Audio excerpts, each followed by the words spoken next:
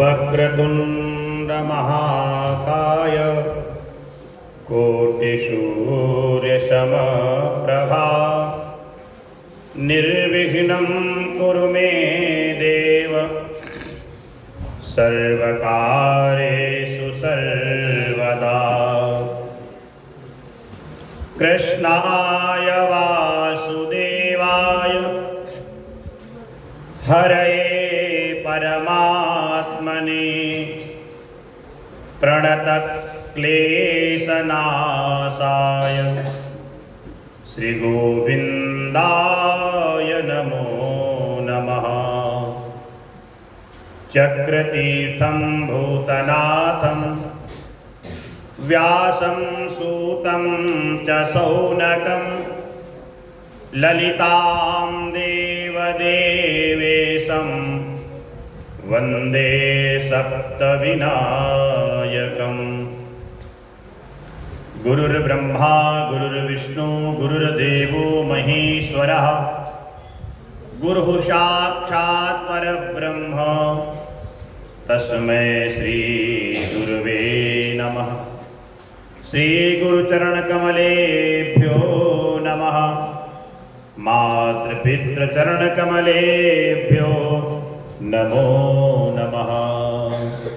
नमो नमः, नमस्कारः। तो आइए आज प्रवेश करते हैं श्रीमद् भगवद गीता में। कल की कक्षा में हम लोगों ने जो अध्ययन किया चतुर्थ अध्याय श्लोक संख्या 16 से 20, ये जो प्रकल्प चल रहा है श्रीमद् भगवद गीता वाचन प्रकल्प, तो इसमें आज हम लोग चतुर्थ अध्याय में 21वें श्लोक से प्रारंभ करेंगे। चलिए प्रारंभ करेंगे।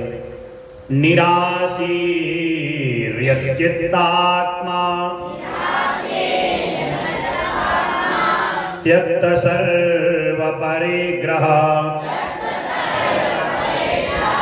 शारीरं केवलं कर्म कुर्वन्नाप्नोति किल्बिषम् यद्रक्षालाभसन्तुष्टो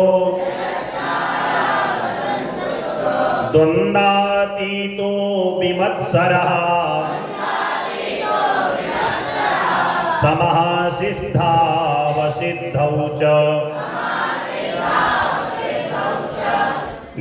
कृत्वापि न निबध्यते गतसङ्गस्य मुक्तस्य ज्ञानावस्थितचेतसः यज्ञायाचरतः कर्म समग्रं प्रविलीयते। ब्रह्मार्पणं ब्रह्महविः ब्रह्माग्नौ ब्रह्मणाहुतं ब्रह्मैव तेन गन्तव्यम् ब्रह्म कर्म समाधिना देवमेवापरे यज्ञम् योगिनः पयुर्पासते ब्रह्माज्ञावपरे यज्ञम् यज्ञेनैवोपजुह्यति यज्ञेनैवोपजुह्यति।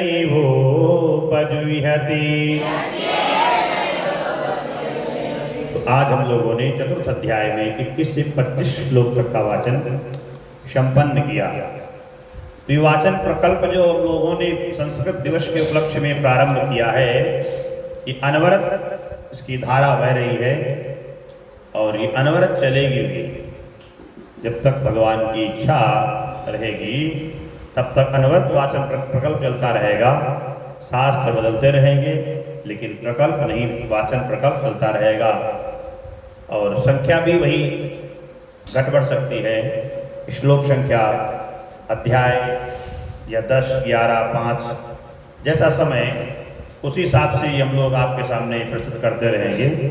आप लोग जुड़े रहिएगा और भगवान की जो दिव्यमय वाणी है, भगवान के जो मुखार बिंदु से जो विगलित शब्द हैं, इनको आप हृदयंगम करिएगा, आचरण में उतारने का प्रयास करिएगा, उस पर चलने का प्रयास करिएगा।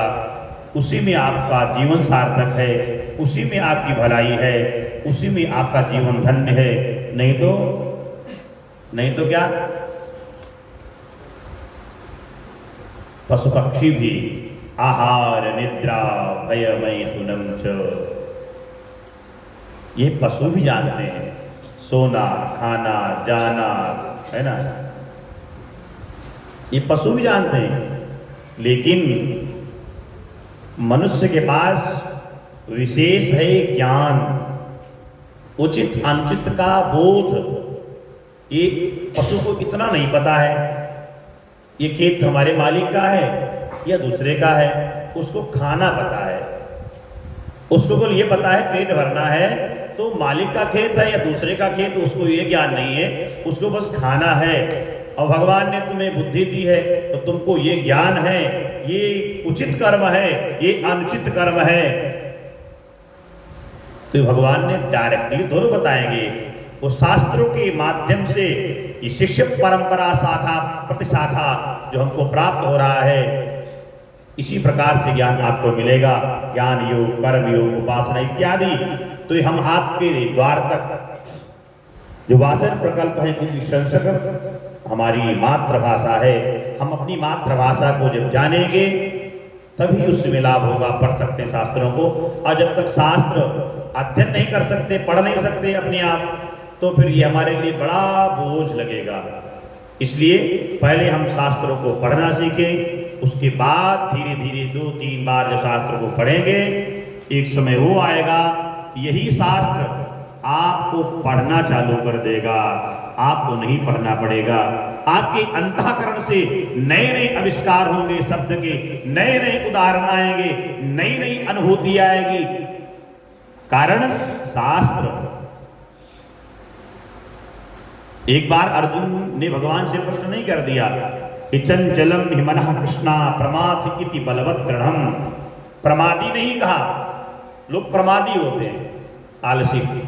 प्रमादी मतलब बैठे हुए हो, आराम से क्लास में बैठे हो, तब तक हल्की निद्रा आई और जमुहाई आ गई, प्रमाद हो रहा है, नींद की पहली की अवस्था।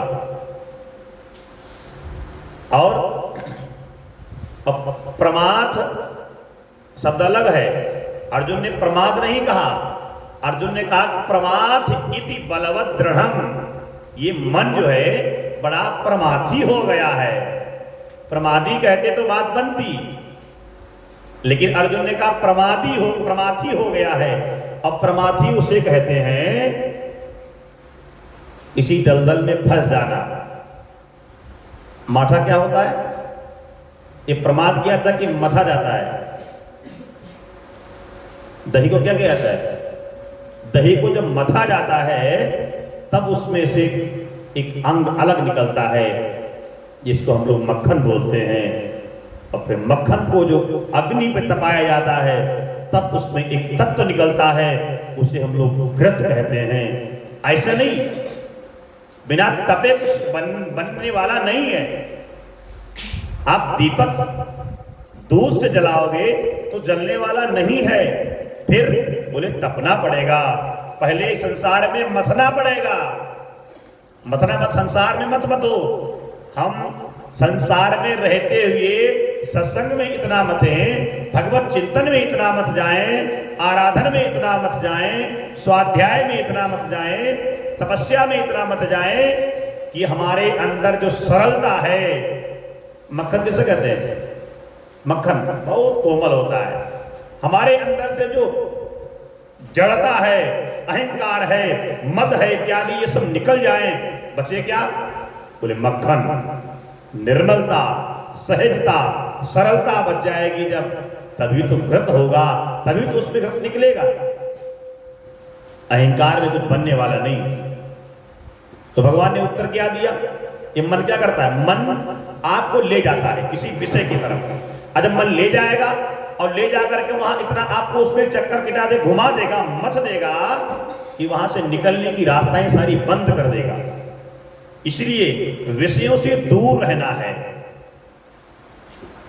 विषय वासनाओं से काफी दूरी बनाना है, अनात्म वस्तुओं से आपको दूरी बनाना है।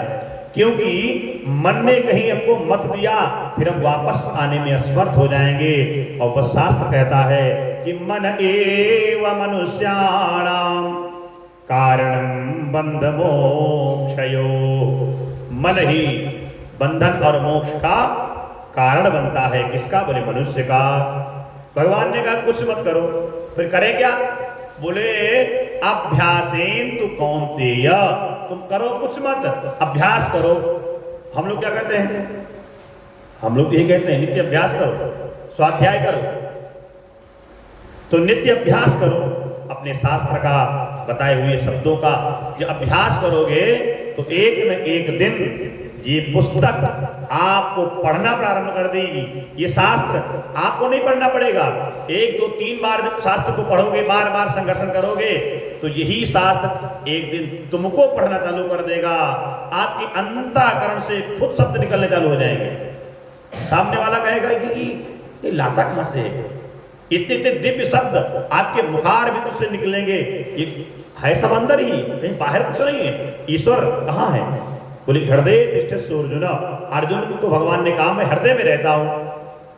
हम लोग भी कहते हैं बात को हृदयंगम करो। आज हृदय में ईश्वर पहले से बैठा हुआ है। अब आप बराबर संकर्षण करोगे, चिंतन करोगे, आराधन करोगे, जप करोगे, ध्यान करोगे, तो ईश्वर की पराशक्ति तो आपके अंदर विद्यमान है। बस धीरे धीरे